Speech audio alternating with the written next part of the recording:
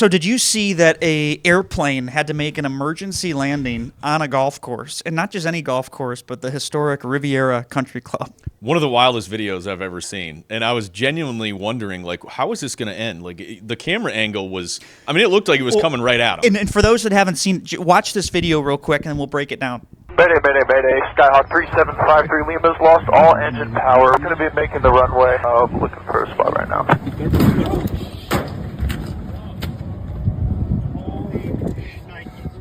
This is November 53 Lima calling. 3753 Lima, and we're down okay. No score, so we are on the golf course. I mean, I just don't know how that's even possible. Thank God, of course, all jokes aside, everything was good. Plane landed, no issues. Doesn't look like there's much damage to Riviera, but I wouldn't even know what to think if I was out there getting ready for a tee time, or I'm out there on a green lining up a putt. Ridiculous. Yeah, and it wasn't exactly a smooth land either. It kept bumping, and of all people, Roger Steele was the one who took the video. And Roger obviously hosts TGL and played in the Creator Classic at Sawgrass and is a golf influencer.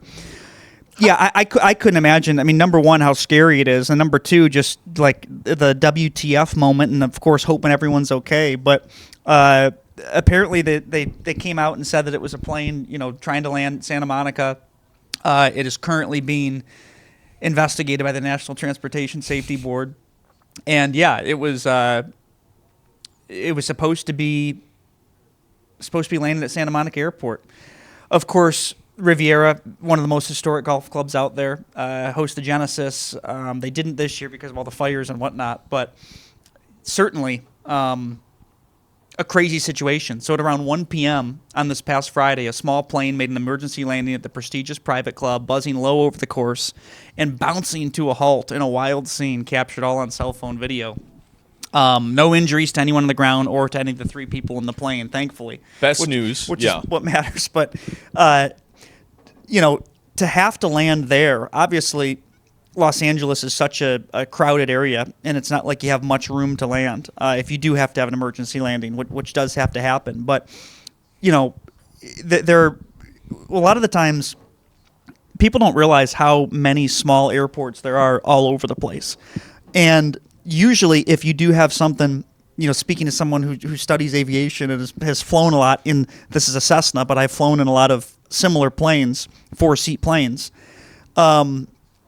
If something happens, you typically still have enough time to glide into another airport based on how many runways there are around. Right. And air traffic control is very responsive, and they'll try to get you immediately. It's, extreme situation is obviously what happened with U.S. Airways flight with Captain Sully, that had to land in the Hudson River many years ago. There's a movie about it. And that's one where they had dual engine failure, and they were trying to, can you make it to LaGuardia? No. Can you make it to Teterboro? Emergency? No. And it was just going down. And that reminds me, totally more extreme version, New York versus L.A., But those are cities where, yes, there's nearby airports, but if you somehow can't get there, there's nowhere else you can land. So you have to have an extreme like a golf course, or you have to have an extreme in that case, which is just insane, the Hudson River.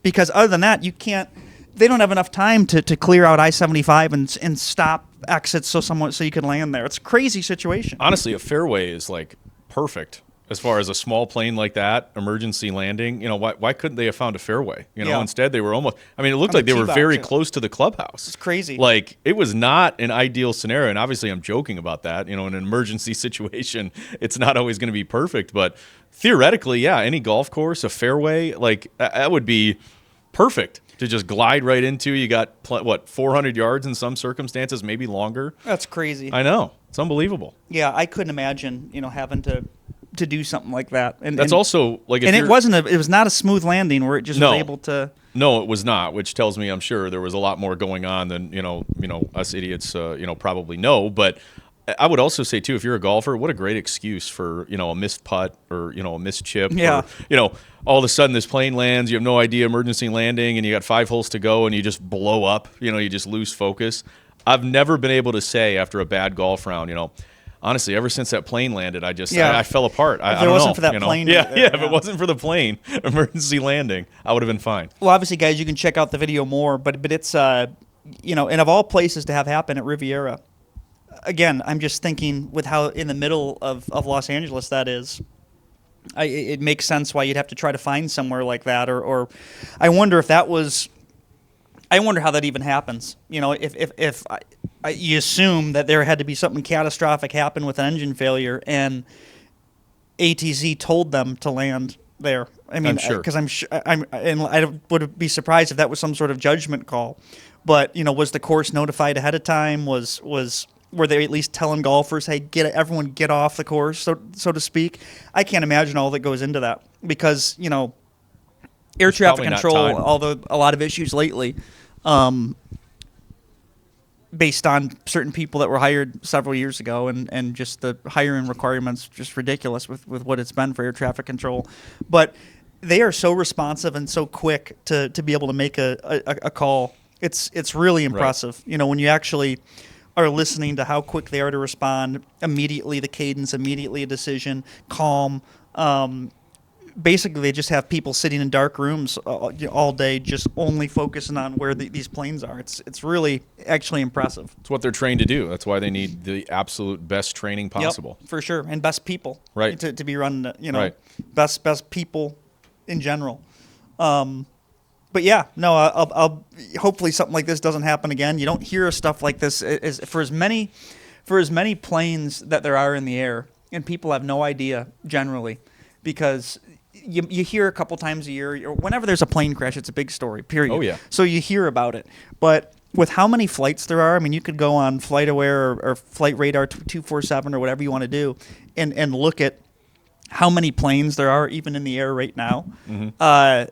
From a true statistic standpoint, thankfully, you know, there really are not many plane crashes. There are not many issues in the grand scheme of things. Again, you hear about them whenever they happen because it happens. But in comparison to a car crash or something like that, it's not even close. And obviously, there's more cars on the road than there are planes in the air. But let's hope that something like this doesn't happen again, because it was just an absolutely crazy situation. I'm sure it will. I doubt it'll happen at a place like Riviera. Yeah. And hopefully everyone will be all right, just like this time. Well, guys, appreciate you tuning in as always. Make sure you subscribe as well. And we've been getting a ton of engagement lately on these platforms. You know, appreciate everyone who subscribes and drops a comment and shares this as well, because it's going to be how we continue to grow and provide more great content. So hit that subscribe button. Make sure you like and comment, and we'll be back soon with more.